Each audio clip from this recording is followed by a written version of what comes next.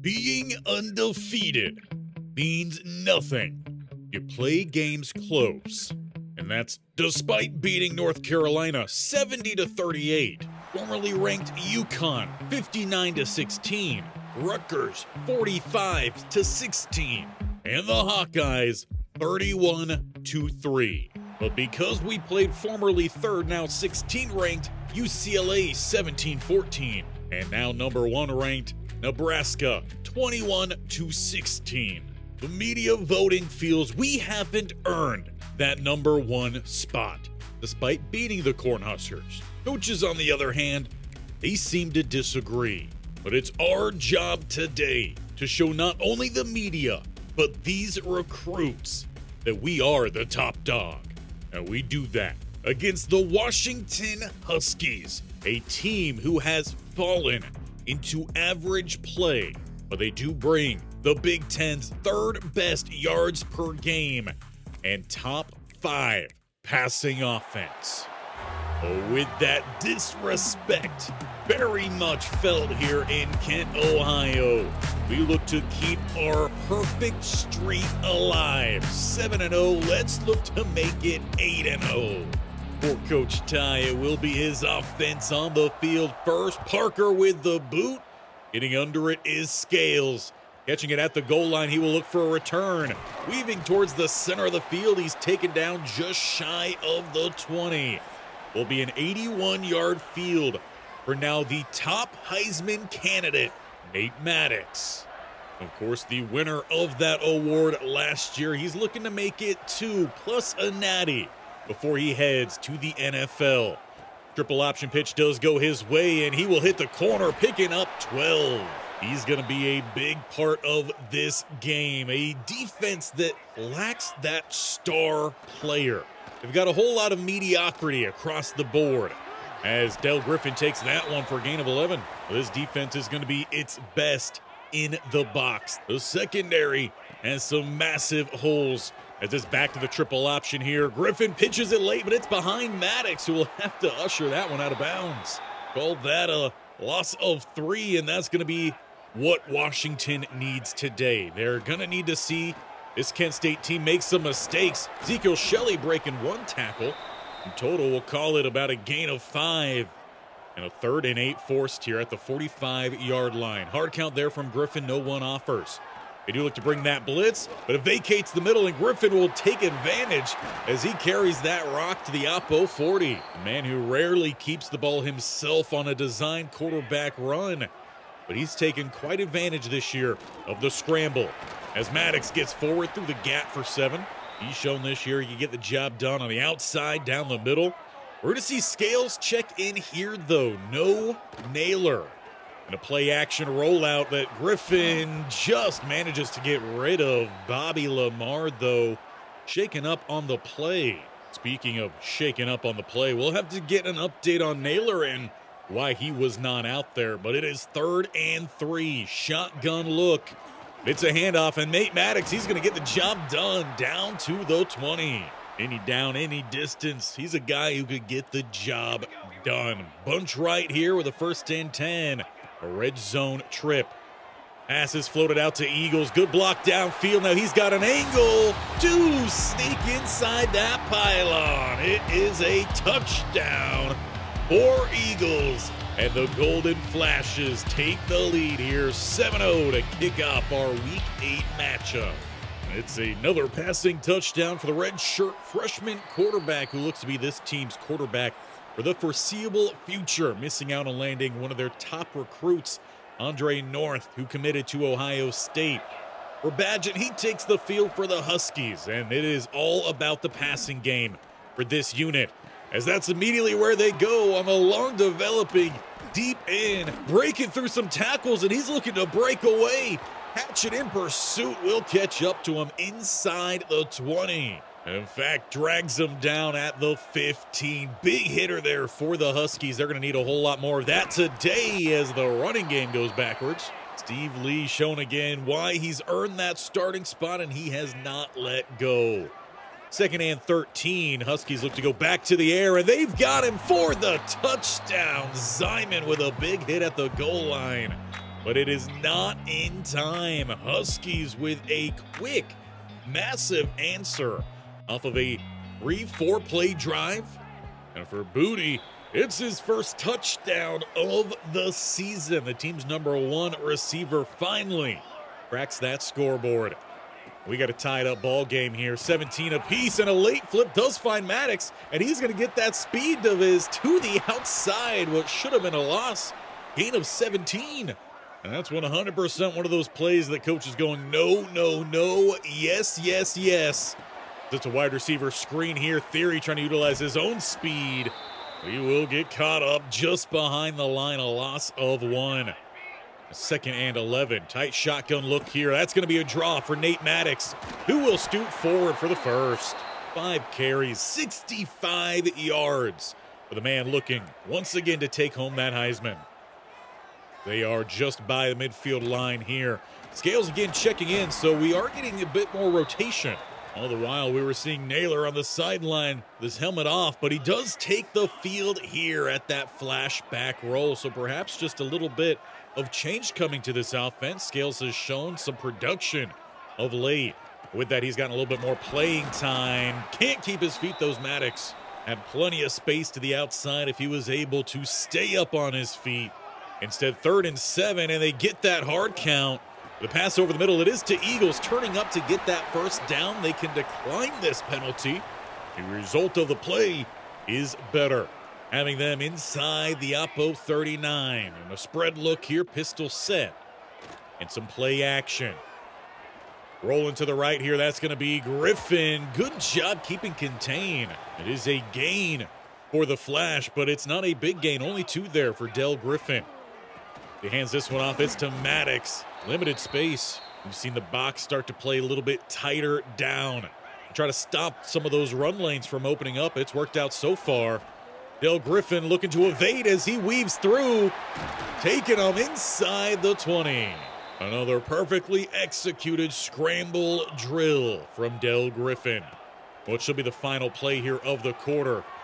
Going to be a check down to Naylor, as he will scoot forward for about 10 yards, but looks to be marked just short of the first down as we reach the end of the quarter. It is 7 apiece, but knocking on the doorstep is Kent State. -3 yards rushing for the Huskies, 83 yards passing. It's lining up exactly like how we imagined based off their stats this season. As we turn to start the second quarter, it is 2nd and inches. About the 9, looking for the slants. Number 9, though, steps up, and he'll pick up just the inches. By no means is it fancy, but it gets the job done for a 1st and goal. And a handoff here that will lose that yardage. Kent State looking for that RPO, but LeCount, he read it well. They played it well across the board with all the different options they had on the table. The late handoff here for Nate Maddox will pick up 4. However, that does still leave him 6 yards away from the end zone. Huskies trying to stand at the goal line. They look to bring that blitz. Del Griffin trying to step up, but Larry Bowling brings him down. Looked like he was well blocked up, but he just found a way to get a hand on him. Brings out Yee, and he will get the lead back in favor of Kent State this time. Just a field goal makes the game 10-7. For those keeping an eye on the polling, we'll see if the media uses that against Kent State. Number 2 in the country, number 2 for Washington, hands this ball off, and he's got some space down the middle. Big gash. That's the sophomore Ian Dogby with the carry. We'll see some rotation at that running back spot. Lawrence in the game here, as that pass is going to find the tight end, slipping one and going to pick up the first down. That's the freshman, pure blocker, but showing some ability in the passing game there. 1st and 10 for the Huskies at the 42. They look to get back to the air. And that one's going to get picked off. Kaminsky. Only the 3rd interception for Badgett this year, and it's going to be a pick 6 the other way. Kaminsky read that beautifully, undercut the route. And this linebacker duo that coach brought in the offseason has paid off massively. Bond and Kaminsky shutting down offenses and putting points on the board. That was just a horrid read from Badgett. But for Coach Ty, as a former linebacker of Stanford himself, he knows how to spot a good linebacker. As it's the offense for the Huskies right back onto the field. To the run game they go, and there is no space. That time it's Bond helping stuff it at the line. No gain for the Huskies as they keep with their spread look. Going back to the run right at the single mug. Zyman gets the trip up. But for Dogby, that's another big gain. He's averaging 10 yards on his 3 carries. A 1st and 10 at the 44-yard line. Back to the shotgun, passing look. Under pressure, though, and it's a sack for the true freshman, Gage. And what an impact he has had this year. Listed as a speed rusher, he's also done a good job in run defense as well. As Badger looks to roll, throws here late, and I think they're going to lose yardage on that catch. Indeed, they are, about a loss of 1. Forces the 3rd and 18 here. They'll look to go to the air. A lot of options, but they're running out of time. Hofstein with the sack. Only one returning man for this defensive front from last year. And so far, we're seeing all the new guys making the plays. And if to make matters even worse, it's a short field for Kent State, up 17-7. That last touchdown coming from the defense, so this offense should be well rested. As that ball drops into Sternberger, another freshman on the field for Kent State. This time, he is the redshirt freshman, but still has been making some big impacts. They flip the field here. Theory goes right. Lupke, the tight end, goes left. A little bit of pressure up the middle. Another rollout pass, this time finding Lupke, the tight end, inside the 10. And he's definitely been more of a field stretcher this year. Not a whole lot of play underneath. That's been a little bit more Ezekiel Shelley. The 1st and goal here at the 8. Eagles motions over. That's a distraction here for Maddox to utilize that speed over the goal line, but not across. I'm sure he will argue that one. But for right now, he's over at the sideline. Naylor checks in the goal line set. And the blocking is beautiful for him. It's a walk-in touchdown to open up this game. 24-7. Huskies with a great first drive, but since then they have not done much. But with how quickly they were able to score on that first drive, never say never. They've got a minute 51 to work with here before the break. And ending with a touchdown drive could be massive, but they're going backwards. Steve Lee with the tackle. Now, we saw a heavy passing attack from Iowa in that matchup. Now we're seeing a little bit more of a focus on the running backs here for the Huskies. And that's just, frankly, interesting because it goes against what they do best. 3rd and 12, they're going to have to go to the air here. And they've got some time, but that time's going to run out. Steve Lee finally gets to the quarterback, taking him forward, and ultimately taking us to halftime. A great first quarter there for Kent State. Might have been a little worrying after that first drive back and forth, but since then, Kent State has shut down the Huskies' offense. A pick 6 in the mix, and their offense is averaging 7.4 yards a play. The number 1 team in the nation, at least according to the coaches, putting in work here on the Huskies, but they've got to earn it from the media, which means we need another blowout victory.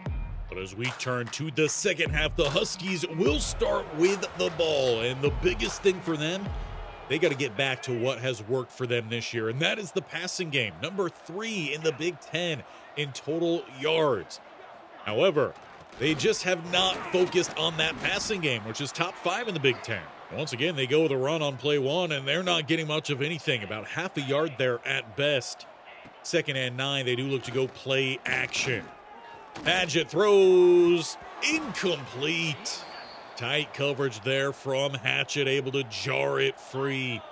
And forces a 3rd and 9 here. Huskies needing to convert. Lofted pass downfield, and a whole lot of bumping downfield goes uncalled. It looked like Christic was trying to line himself up for that pick. The ball is quickly over to Kent State, and Nate Maddox looks to get outside, using that cut to get inside, pick up an extra yard. It was a high-flying start for him on 5 carries at 65 yards. His last 6 has brought him up to 84 yards. So he has slowed down a little bit. Huskies making sure to clog up some of those lanes. However, they don't do a good enough job there, giving up the first down on second. It's first and 10 at the 41 with some motion all the way around. That is Scales. And looking to toss this one into the soft spot, it's Lupke. Down to the 32. Coach knew heading into this game he could take advantage of these corners. Half of them not too fast. The deep secondary not too great themselves. And a little bump downfield goes uncalled, but Theory somehow plucks that one out of the air. That's got Kent State back inside the 10. It's goal to go at the 6. And a keeper here for Del Griffin. He's going to be stopped just short. They'll mark him down about the 2. Looked a little bit more like the 1.5 from up here, but hey, we're way up here. Rather than on the field. Cut left and Naylor this time. He's not going to walk in, but he will drag a defender across that goal line for his second rushing touchdown. The power back, the flashback, getting the job done down at the goal line. That does widen the score here, 31-7. Huskies needing something to go their way as they go to the air and just off the mark. Once again, there was a little bit of some pushing, some shoving downfield. Referees, though, just letting these guys play today with such a wide margin. Into the passing lanes they go. Another one incomplete. Kent State is doing a great job downfield. If they're not initially in position, well, they're finding that positioning. The 3rd and 10. Huskies forced to go back to the air. Under pressure, it's a rollout. Left one-on-one to the right-hand side and incomplete. Neighbors punches it away. And the short fields will continue for Kent State. With a return, they start at the 40-yard line. The spread look. Bill Griffin, he's going to step up here. Had the check down to Nate Maddox and takes a questionable hit. Some soft boos rained down from the crowd. They didn't like that one. But a 2nd and 1 he gives them, and Maddox is going to lose a lot. It's almost like the safety there knew what was called. He comes crashing around the edge, making the play. Loss of 5 and a 3rd and 6. They throw 2 Eagles. He's got the catch with a block downfield. He is sprinting, soaring to the end zone. They cannot keep Kent State out. They tack on another one. It's now a 31-point lead for the Flashes as they're showing the media who's the boss. Frankly, today, you can just tell that Kent State is playing a little bit angry out there. They haven't had too much to be upset about, but the media doing them wrong, and, well, they're spearing guys. But perhaps a better pass there would have actually led his receiver. Badgett a little bit off today. He has played probably his best so far this season, but today he just hasn't had it. For the Huskies, if they stand any chance here, they've got to unlock their passing attack. It's 3rd and 7. And they've got the guy across the middle for the first down, getting by Bond. 2 catches today for Booty. He averages about 4 a game, but is 2nd on the team in receptions and yards, 3rd on the team in receiving touchdowns. 1st and 10 here. A little bit of some pre-snap motion around to try to distract the defense. Slipping one, but not slipping by. Thomas Lane, tight end 2 there, got the grab. Call it about 9, maybe 8.5. And a quick RPO throw is to the outside. That's Tolliver once again sprinting downfield. He got caught up last time. He slips the tackle this time. He will not be caught. He nearly had the touchdown in the first quarter. He finds it here late in the 3rd. Huskies back on the board. RPO just wasn't quite played right there from Kent State. They bit outside. Couple bad tackles, couple bad angles, and Pat Tolliver, he's doubled the Huskies' score. Now we'll just have to see if they can build anything off of that, in which they need their defense to pick up a quick stop. And it's that triple option pitch to Maddox, who looks to get straight north as soon as he got it. Gain of 4, though, keeps them well on schedule. Griffin, though, changing things up here as they look to go with a passing play here. Throws out late and just a little too tall for Eagles. Defender there also ensuring he couldn't quite reach up to even attempt to get that one. So quick 3rd and 6 it is. As Dale Griffin looks to step up here, looking for that block. He's not going to get it, but he'll still get the first down and more. He's got about 67 yards on the ground today. 10 total carries, including those scrambles, as Maddox has nowhere to go. Once again, Huskies doing a good job of stopping up some of those interior lanes. They forced a lot to be played outside. And they're going deep here. It's going to be picked off. The safety flows over. A good spin move. He's still running, looking for that angle. One to beat, and he beats him badly. It's a pick six for the Huskies. Don't call it a comeback. Dalton Trinidad with the pick six. They're looking to turn this into an 8-point play. On the final play as well of the third quarter, Kaminsky, though, is going to shut that one down. Keep this an 18-point ball game as we head to the fourth. Oh, what a way to end for the Huskies there. Now, they've got momentum. And on top of that, they're going to start the fourth quarter with that momentum. They need some big plays here. Media's got to love that one after Kent State looked to be running away with this one entirely, giving up 2 touchdowns there late in the third. As the fourth begins, Kent State can settle things down here with a slow, methodical drive. And they start with Maddox, but again, no room. It was looking like he was going to be primed for a 150-plus yard day, but has yet to reach 100. Dale Griffin has to hold on to that one. If he was able to get that pitch out, there would have been space. It just wouldn't have been some safe space. 3rd and 12 here, but the Huskies are going to make it 3rd and 7. That clock was running down. Huskies bite on it. That very much is going to fall then in favor of Kent State. 3rd and 7 is a whole lot easier than 3rd and 10 plus, and Huskies nearly jump offside again. They do get back on side before this count actually starts, and a late throw out falls incomplete. Huskies get the stop. Now they do still trail by 3 scores. They're going to need to find those scores quickly. Starting with a little bit of some play action, and throws what should have been a pick, maybe even a pick six. But Zyman, he overran it, so all he could do was just swat it away. 2nd and 10. A throw downfield, that's going to be double coverage, but it's caught booty. What a play for the receiver, who goes up and gets it for Badgett and puts him over 2,000 yards passing on a wobbly ball that should have been picked off.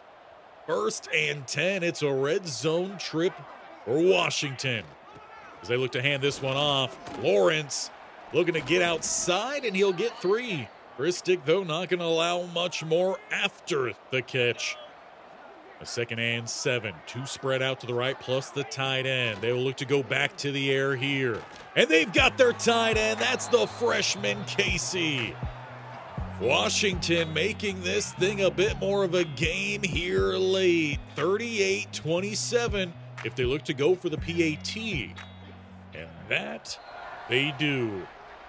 This game is now just a 2-score advantage with 6:06 to play. As they look to get Nate Maddox out in space, it's a big collision. Iosefa Koo absolutely put everything he had behind that hit. 2nd and 11, they go tunnel screen, no gain. Kent State trying to change up their attack here in the fourth quarter because their initial attack has frankly fizzled out. And it's not working in their favor right now. Looking to step up here, Del Griffin sliding with the first. Oh, do have to say that one was close. You're supposed to mark him down where the slide initiated, and it looked like he initiated that slide just before he hit that first down marker, but no problem this time, and Koo hits the turf. That's a little bit of summer revenge for Nate Maddox as he finally surpasses 100. He's long in the day, a 23-yard carry, that one coming up close. Scales will give him a bit of a breather here, but a much shorter run. Count that one about just 2, and Nate Maddox back out onto the field. The pistol look here, 2 to the right. And some play action. Griffin tried to step up, but coming back inside is Bobby Lamar. Kent State backs up more here for a 3rd down. It's 3rd and 16. Naylor checks into the game. They get him on the screen, but the line does not get their blocks. And it's not field goal range here either. And to compound the problems, it's not a good punt either. Just to the 26 where it's fair caught. The Huskies take the field with that momentum. A passing game that started to open things up here, and they're going to hit again for another big play. It might have been a slow start. The Huskies have come alive here in the latter part of this game. Approaching 2 minutes, they do need 2 touchdowns. And they check down here to the tight end. Casey takes a couple big hits, but falling forward. That'll ultimately take us inside 2 to play here in Kent, Ohio. It's going to be a run. Lawrence close to, and looks like he's going to get it there with that last-ditch effort. Referees maybe paying him back a little bit for some of these missed bump and run calls downfield. And another miss there has Tolliver breaking some tackles, unable to keep his feet. Looked like he might have had another touchdown there, but falls inside the 15. Huskies would make this a 1-score game here, inside 2 to play. As they throw underneath, big hits on the outside. Still, however, goes as a gain of 7, though they need 7 on that scoreboard. Huskies all alone, and it's gonna be a touchdown. How do they keep the offense out on the field here to make this a field goal game? With all the momentum they have, it seems like the smart idea, and that's gonna be the plan. 2 to the right plus the tight end, and now the running back swinging out that way. To the back corner, but too tall for Tolliver. It's a 1-score game and what appears to be an onside attempt. Huskies send it right to Abrams. He had a huge pass breakup in their last game, and that one just might be his second biggest play. A first down here would end the game. 38-33, and the Huskies do not jump early. Now they're calling that on the right tackle for Kent State. So 1st and 15, and now outside field goal range. As it's going to be Nate Maddox, though, picking up that lost yardage and a little bit more. 1 timeout remains for the Huskies. Oh, what a performance they have put together here in the second half, and they are just stacking the interior. And it's going to be Del Griffin on the outside for that first down to seal it. Give them props, but they're coming up short as we kneel this game away. We will stay perfect on the season, but that was anything but a perfect second half. We scored 14 early in the third, but for the last about quarter and a half, it was not a good game. Player of the game, though, will go to Tevin Eagles. 2 touchdowns for him on 3 catches. But there's definitely a little bit of something worrying there for Coach Ty. Rather, it might be all that early anger that just fizzled out come midway through the third, or perhaps that passing attack of the Huskies just finally started to open up as the secondary started to wane, fatigue set in. But they'll get a little bit of rest before they take the field next in a top 25 matchup. Despite giving up all those late game points, we do land the 5-star athlete, most likely offensive lineman in Bill Towns. Along with him, we also land right edge Jimmy Maldonado.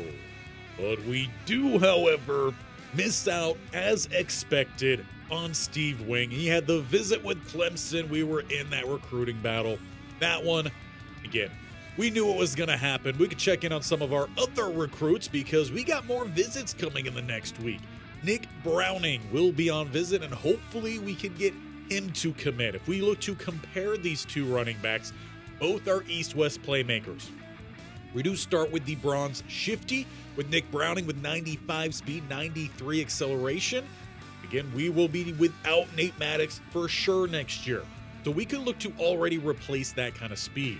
Steve Wing lacked a little bit of that speed, but did have 81 juke moves, 91 change of direction. That is lower with Browning. So he's going to be a little bit more of just that track athlete. Get him in space and let him go to work. As for some of these other guys, Jolly, we did have a good visit. We need to get that commit in come next time because he does have a Week 10 visit with Ole Miss. As for Alonzo Doxson, we are still battling here, and that is bad news because Penn State has their visit lined up with him this week. So that means I feel like most likely we're going to be missing out on Alonzo Doxson, who was a guy I was really hoping to bring in with 91 speed, 91 change of direction, good acceleration, good zone coverage to start, and silver robber. That's going to be a miss. For Niang, we are doing well. We have a visit coming up with him shortly. Gilwall, we're finally inside that top 5. Got a visit lined up here for Vernon Cole as well, looking to land another edge rusher. Does have a visit with UConn Week 10. We landed Maldonado. Igbin O'Henny we're doing pretty well with for now. Jalen Shaver doing well. Doing well for a lot of these guys. Tight race here with Angel Cornell, but we did jump in front of Clemson with that visit this week. And again, we're going to need to try to get that done before the Week 11 visit with Clemson. As for Kevin Marshall, just now got inside top 5 there. Inside top 3 for Trey Lennon, who was on visit. Should be landing his commit here shortly. And we got a Week 9 visit with Forrest Felton, a well-rounded offensive lineman, hopefully to help separate us from Notre Dame. And we did end up pulling off the other athlete running back we had on here in Trent Dugans, who did start to pull far more in front for a lot of high-tier schools. But as it stands right now, we currently hold the number 11 recruiting class, and that is with only 6 players committed versus some of these guys at the top. Well, they definitely have a lot more, including Nebraska, who still are being favored in front of us for that number 1 spot, yet again, despite their only loss being against us. They are now even further spreading out their points. It was just a 5-point advantage their way. That's grown a little bit. Coaches, though, are still favoring us, and that is still by a very good margin. But as mentioned at the end of that game, we've got a top 25 matchup. In fact, we've got a top 10 matchup next time. That's the Michigan Wolverines. This is a game you do not want to miss, so if you have not already, hit the bear icon in the bottom right and scroll on down to tag team that subscription with the bell notification button. Make sure you click that. You will get notified of not only when this series goes live, but when anything happens here on the channel, whether that is a live stream or masterclass series is posted, a poll is posted. In fact, I think one should have been posted earlier today. Make sure you do go check that one out. We've got Michigan next, and their offense is almost as good as any offense could possibly be. A 96 overall. Their defense, however, is a 91. But if we play like we did today in the latter part of this game, it's not going to be pretty for us. So we've got to come fully prepared for a long, drawn-out game, something we haven't had in a while. Darren Olawale is their top impact player, the Sam linebacker, 92 overall. He's fast and he is smart. Of course, we've got a good guy ourselves with today's lowly 123 rushing yards and, in fact, -1 receiving yards.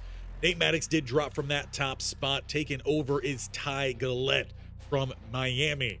Blake McManus also in front, quarterback there for TCU. A couple quarterbacks sitting behind, so let's come ready to play. Let's get Maddox going next time. Let's pick up a top 10 win, keep ourselves perfect. And on top of that, let's look to bring in a few more recruits. So until next time, which will be tomorrow because we do not have a Sunday stream this week. Moving that up to Tuesday due to the work schedule. We will see you tomorrow with our new running back in Road to Glory, Emeka Coyote. If you didn't see that live stream, make sure you check that one out from Sunday. You're not behind for tomorrow's stream. We'll be back again with another coaching build on Wednesday, Michigan game on Friday, and another something to do with the masterclass on Saturday.